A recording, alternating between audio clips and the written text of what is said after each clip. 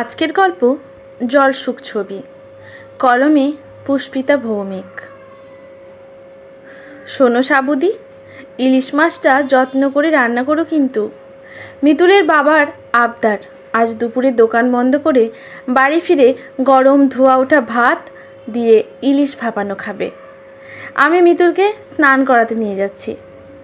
Pamela বৌদিমণির কথার উত্তরে বাড়ির রান্নার কাম সারাদিন দেখাশোনার লোক সাবিত্রী উত্তর দেয়, হ্যাঁ বৌদিমণি, তুমি যাও, আমি এদিকটা ঠিক মতন সামনে নেব।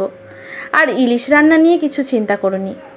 আগে আমার স্বামী বেঁচে থাকতে এরকম ইলিশ কত রান্না করে খেয়েছি, এখন কিনা কপাল দোষে সব কাছে আমার। এই বলতে বলতেই গলা ভারী হয়ে আসে ওর। কড়াইয়ের টুংটাং শব্দ ছাড়া আর কিছুই শোনা যায় না বালিগঞ্জের এক বহুতল আবাসনের প্রবীর দত্তগুপ্ত এবং পামেলা দত্তগুপ্তর ফ্ল্যাট থেকে। রান্না করতে করতে সাবিত্রী ওরফে সাবু ভাবে ফেলে আসা সেই রূপলি দিনগুলোর কথা। ডায়মন্ড হারবারের কাছাকাছি এক গ্রামে ছিল ওদের গরিবের সুখের বাসা।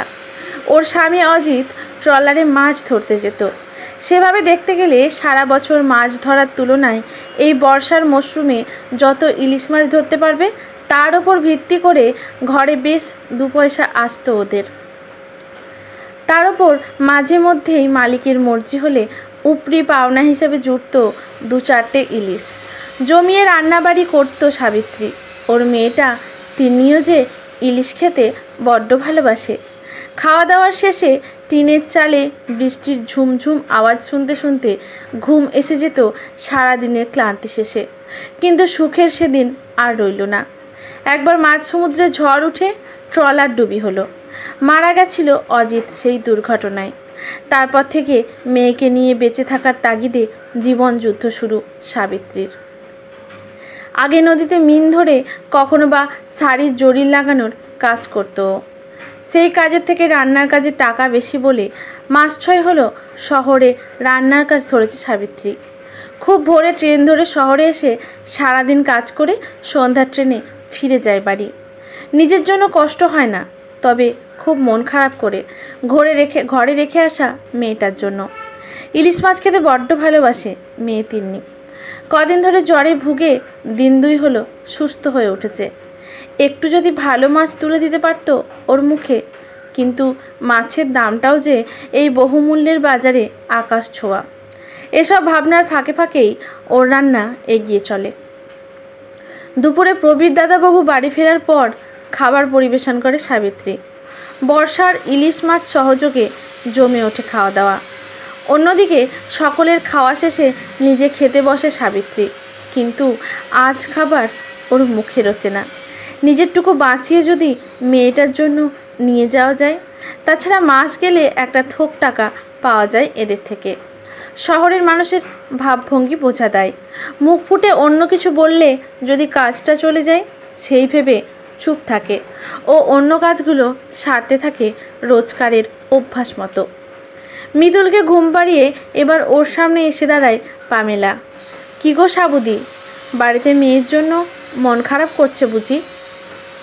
না, তেমন কিছু না বৌদিমণি, আসলে মেয়েটা যে বড্ড। শাড়ির আঁচল দিয়ে চোখের কোল মুছতে মুছতে বলে সাবিত্রী। মৃদু হেসে পামেলা ওর দিকে বাড়িয়ে দেয় একটা লাঞ্চ বক্স। তারপর বলে, এটা ধরো দিদি।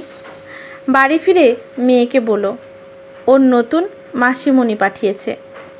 কিন্তু এই লাঞ্চ বক্সটা তো তুমি সবেমাত্র কদিন হলো কিনলে। ওই অনলাইন না কি বলে, ওখান থেকে একটা ছেলে এসে ডেলিভারি দিয়ে গেল বাড়ির ঠিকানায়। এটা নিয়ে আমি কি করব?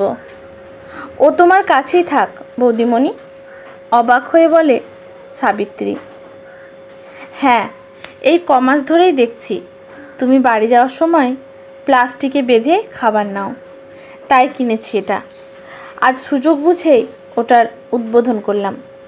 এবার থেকে রোজ তোমার মেয়ের জন্য এতে করেই খাবার নেবে তুমি, বুঝলে? পামেলা উত্তর দেয় মৃদু হেসে। সাবিত্রীর চোখের কোণে তখন বিন্দু বিন্দু জল। আগে শহরের মানুষগুলোকে বড্ড হৃদয়হীন বলে মনে হতো, আজ মনে হচ্ছে প্রতিটা মানুষের মধ্যেই একটা অন্য মানুষ বাস করে, সঠিক সময় এলেই যার আসল রূপ চেনা যায়।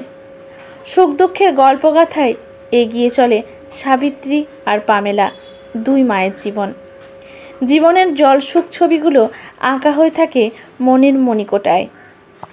সব ছবি হয়তো ড্রয়িং রুম বা বাড়ির অন্দরসজ্জা বাড়ায় না, কিন্তু হৃদয়কে রাঙিয়ে দিয়ে যায় দিনবদলের স্বপ্ন নিয়ে।